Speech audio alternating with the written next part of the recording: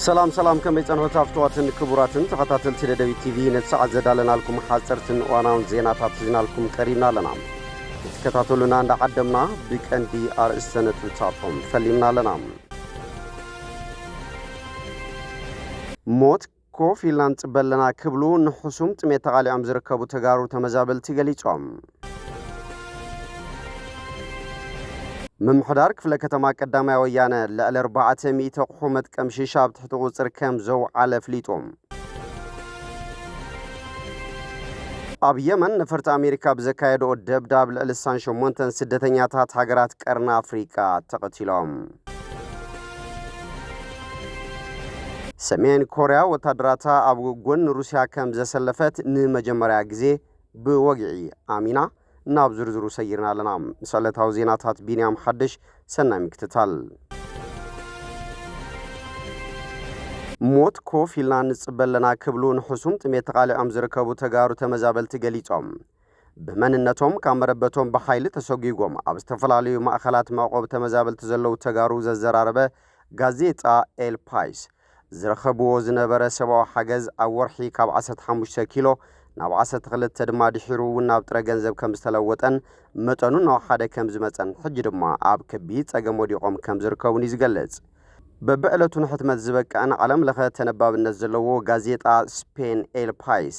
ኣብ ናይ ትማል ሕትመቱ ብዛዕባ ካመረበቶም ተመዛቢሎም ኣብ ከቢድ ሕሰም ዝርከቡ ተጋሩ ተመዛበልቲ ዘለው ለኹነታ ዝድስስ ስፍሕ ዝበለትን ተነቅሪቦም ኣቀዲሙን ኣብ ዝኸፈ ኩነታ ዝነበሩ እዞም ወገናት ይብል ጋዜጣ ኤል ፓይስ بفلاي بتكال ترادو أمريكا USAID زقرب زنبرة سبا حجز دوم بالسعيبو تمزابلت تقرأين حسوم تميت تقالي كم زركبيو تبتيبوم الباي سابت تبتاود حروع السلام بريتوريا اتوم تمزابلتي مليوم نامربتهم كم زي تملسو بمقلات من محضار بريزيدنت دونالد ترامب بتكال ترادو أمريكا USAID زقرب زنبرة سبا حجز دو كبل مئزاز سعيبو دما نحسوم تميت تقالي كم زركبيو قليتوم لالي 58 ميتاو زيغاتات ኢትዮጵያ ደረጃ ከቢድን ማእኸላይን ጸገም ሙሕስና ምግቢ ከም ዘለዎም ዝገለጸ ጋዜጣ ኤል ፓይስ ካብኣቶም ኣብ ትግራይ ሰብኣዊ ሓገዝ ዝጠልቡ ወገናት ብዙሓት ምዃኖም ይዝገለጽ ካብ 2021 ክሳብ 2023 ዓመተ ፈረንጂ ኣሜሪካ ብትካል ተራድኦ ኣሜሪካ USAID ቢላ ኣስታ 3.3 ቢልዮን ዶላር ዝግመት ሰብኣዊ ሓገዝ ደገፍ ከም ዝገበረት ገሊጹ ኣብስተፈላልዩ ማእኸላት ማዕቆብ ተመዛበልቲ ዘለው ወገናት ዘዘራረበት ጋዜጣ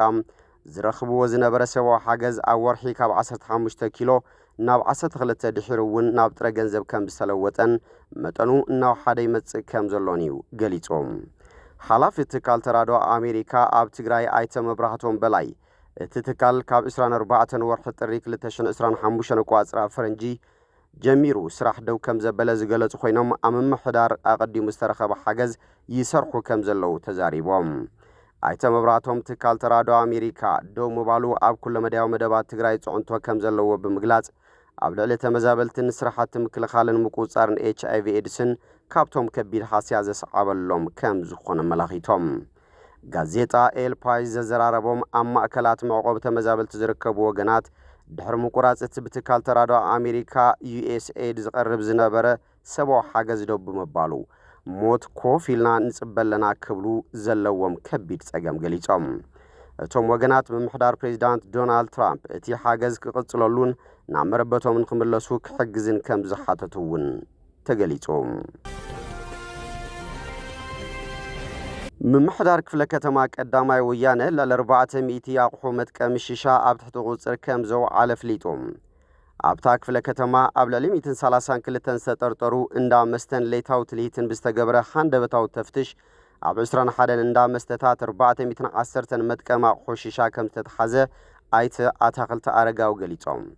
مكتل وانا محضرن حلاف زفر منغستاو غلغالوتن كفلا كتما قداماي ويانه ايت اتاخلت ارغاوي كم زغلصوم أبلالتن إسران حدن حندبتاو تفتش تقايدلن اندا مستታት ناي إسران حدن مقالت اقد كم استنبرلن بمقلاز كاباتن تنشومنته كاب إسراكس كاب 50 شبر ناي گنزب مقصعات كم استقصعان بدمرو آبتاك فلكتما 130 شومنتن شحناي گنزب قصعات آتاو كم استقبره حبيرام عزاز بوليس فلكتما قداماي ويانه مكتل إنسبكتر ملس كحساي بقدوم اتي لومي آبت حتو غصر وعيلزو قد زلو معوان حاشش ንመበል ሳልሳይ ግዜ እንትኸውን ብጥቆም ሕብረተሰብን ክትትል ፖሊስን እዩ ኣብ ትሕቲ ቁፅጥር ክውዕል ክኢሉ ዘሎ ድሕሪ ምባል ሕብረተሰብን ዝገብሮ ምትሕባር ብምስጋን ፖሊስ ክፍለ ከተማ ቀዳማይ ወያነ እዞም ኣብ ከምዚኦም ዓይነት መዓላ ዝውዕሉ መናእሰይ ካብ ከምዚኦም ዝበሉ ምንቅስቃሳት ክቁጠቡን ወለዶ ራይ ኣልቦ ዝገብሩ እንዳመስተን ለይታዊ ትልኢት እናተኸታተለ ናብ ሕጊ ምቕራብ ኣጠናኺሩ ከም ዝቕፅለሉ ኣስሚሮም ኣብ የመን ነፈርቲ ኣሜሪካ ብዘካየደኦ ደብዳብ ልዕሊ 8 ስደተኛታት ሃገራት ቀርኒ ኣፍሪቃ ተቐቲሎም ኣሜሪካ ኣብ የመን ኣብ ከተማ ሰዓዳ ብዘካየደቶ ደብዳብ ብውሕዱ 8 ስደተኛታት ሃገራት ቀርኒ ኣፍሪቃ ከም ዝተቐትሉን ልዕሊ 47 ድማ ከም ዝቆሰሉን ሑቲ ገሊጾም ነፈርቲ ውጋ ኣሜሪካ ብሶኒ 28 ሚያዝያ 2025 ቋፅራ ፈረንጂ ኣብ ሰዓታት ናይ ንግሆ ኣብታ ከተማ ኣብ ዝርከብ መዳጎን ስደተኛታት ደብዳብ ከም ዘካየዳ ዝወቐሰ ሑቲ እቲ ማእኸል ብኣህጉራዊ ማሕበር ስደተኛታትን ቀይሕ መስቀልን ዝእለን ምዃኑ ኣፍሊጡ ኣብቲ ኣብ ከተማ ሰዓዳ ዝርከብ መዳጎን ማእኸል ካብ ሃገራት ቀርኒ ኣፍሪቃ ብፍላይ ድማ ካብ ኢትዮጵያን ሶማልያን ተሰዲዶም ዝመፁ ኣማኢት ስደተኛታት ይርከቡ ኢሎም ሰዓዳ ኣብ ሰሜናዊ ምዕራብ የመን ዞባ ሰዓዳ ትርከብ ኮይና ናብ ሶዳ ዓረብ ንምስጋር ስደተኛታት ሃገራት ቀርኒ ኣፍሪቃ ብበዝሒ ዝተኣኻኸቡላ ከተማ እያ ምሕዳር ትራምፕ ኣብ የመን ጽዑቕ ደብዳብ ክካየድ ካብ ዝኣዘዘሉ ኣብዚ ኣስታት 2 ኣዋርሕ ነፈርቲ ውጋ ኣሜሪካ ኣማይት ሰላማውያን ሰባት ቀቲለን እቲ ምምሕዳር ነቲ ብኢራን ከም ዝድገፍ ዝገልጾ ሑቲ ብቀይሕ ባሕር ንዝመላለሳ መራኸብ ኣሜሪካን መሓዙታን ምጥቃዕ ደው ክሳብ ዘብሎ ጽዑቕ ደብዳብ ክካየድ ምዃኑ እየጠንቀቕ ንገማግም ቀይሕ ባሕሪ ናይ የመን ተቆጻጺሩ ዝርከብ ሑቲ ብወገኑ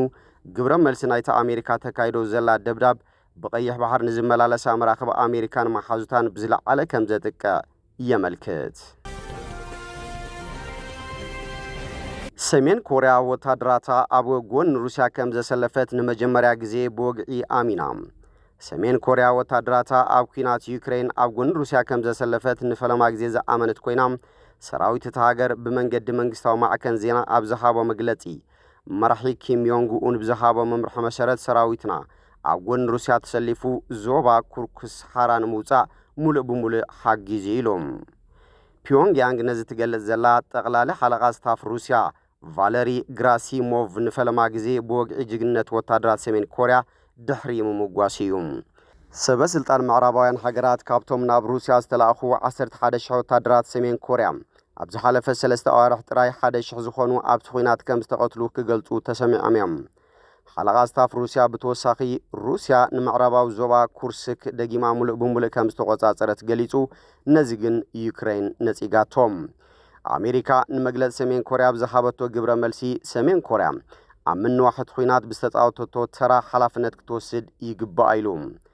ኣሽሓት ወታደራት ሰሜን ኮርያ ኣብ ዝሓለፈ ዓመት ናብ ዞባ ኩርስክ ከም ዝተንቀሳቐሱ ትካላት ስለያ ደቡብ ኮርያን ኣሜሪካን ካብ ነዊሕ እዋን ክገልጹ ጸኒሖም እዮም ሰሜን ኮርያ ዝወሰደቶ ውሳነ ኣብ መንጎ ፒዮንግያንግን ሞስኮን ዝተበጽሐ ሓበራዊ ኪዳን ምክልኻል መሰረት ብምግባር ምዃኑ እቲ ማዕኸን ዜና ሰሜን ኮርያ ወሲኹ ጠቒሱ ኪም እቶም ንፍትሒ ዝቃለሱ ኩሎም ጀጋኑን ወከልቲ ክብሪ ኣደ መሬትን እዮም ኢሉ ክብል እቲ ማዕከን ዜና ኣስፊሩ ሩስያን ሰሜን ኮርያን ሽርክነተንን ሕውነተንን ኣብ ኩርስክ ኣመስኪረን እቲ ብደም ዝተረጋገጸ ምሕዝነት ዝምድና ክልቲአን ሃገራት ናብ ኩለ መድያዊ ንኽሰፍሕ ኣበርክቶ ክገብር ኢሉ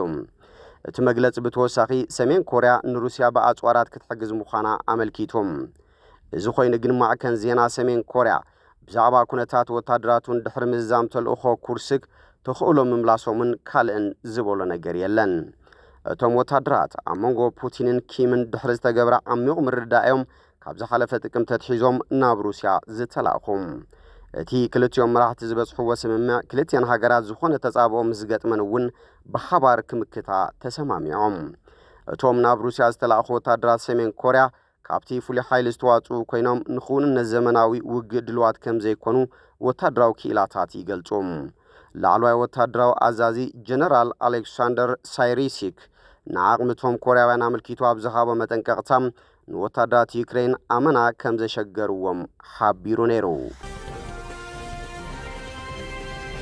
እምበር ከስፍትዋትን ክቡራትን ተኸታተልቲ ደደቢት ቲቪ ንሰዓት ዘዳልናልኩም ዜናታት ነዚኦም ይመስሉ ስለትምክታልኩም ኣመስጊና ብኻልኦት ክሳብ ንራኸብ ሰናይ ንዓኹም